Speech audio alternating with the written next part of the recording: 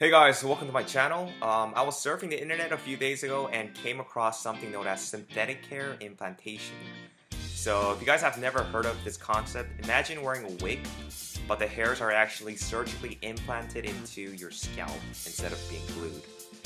So this is exactly what synthetic hair implantation is. It's artificial hair made up of biocompatible polyamide material that is implanted one hair at a time, and it's anchored by a knot into the scalp tissue through an implanter device. Now, there's currently two synthetic hair products available. One of them is called Biofiber from Medicap in Italy, and is offered in a lot of European countries. And the other one is called Untitled Corporation from Japan.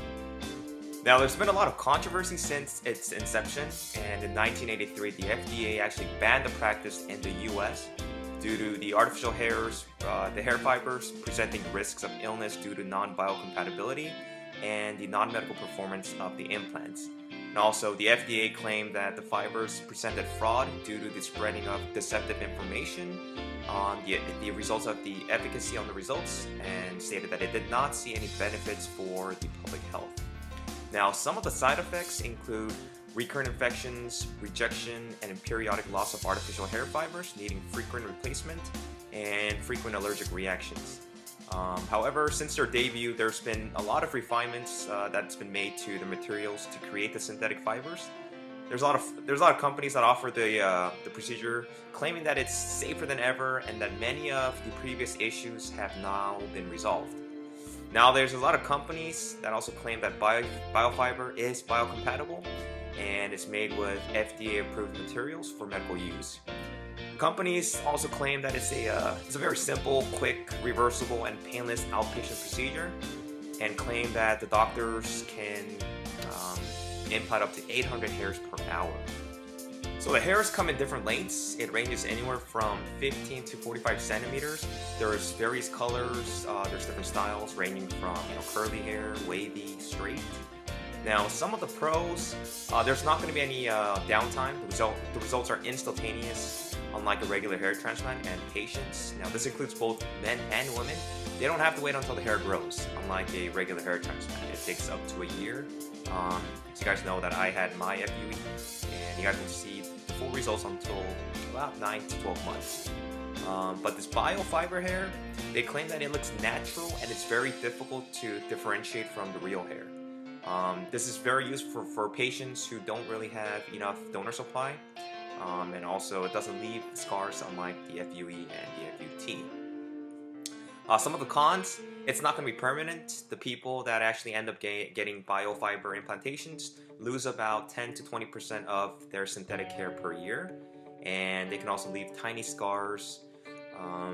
It requires regular cleaning, and there's an increased chance of getting an infection. Now, it also requires a test patch of about 100 hairs to see if it's going to cause any foreign body reactions.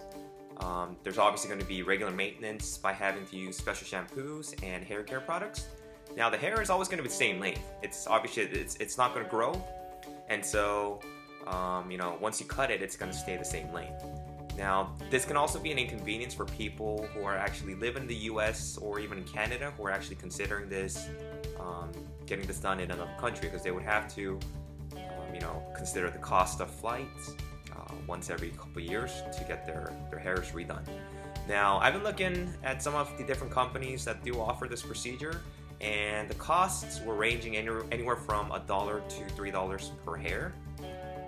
Obviously, it's a little cheaper than a regular hair transplant because you're not using your own hair, and it's going to take less time because you don't have to extract any of the donor hairs. What do I think about this whole procedure? Personally, I don't think it's a good idea. It's not a permanent solution unlike a regular hair transplant, and you would have to continually get procedures done every couple of years to keep up with your hair loss. It can also cause infections as the body can reject the foreign fibers entering the body.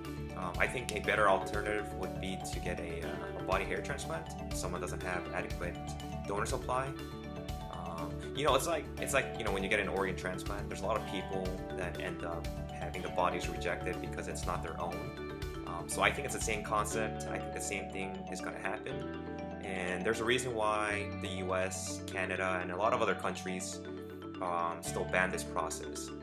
So I think the best way is still to go with an FUE or an FUT. So there you guys, hope this has been educational. If you guys have any experiences with Biofiber hair, please feel free to share some of your experiences. If you have any questions, let me know. Thanks for watching.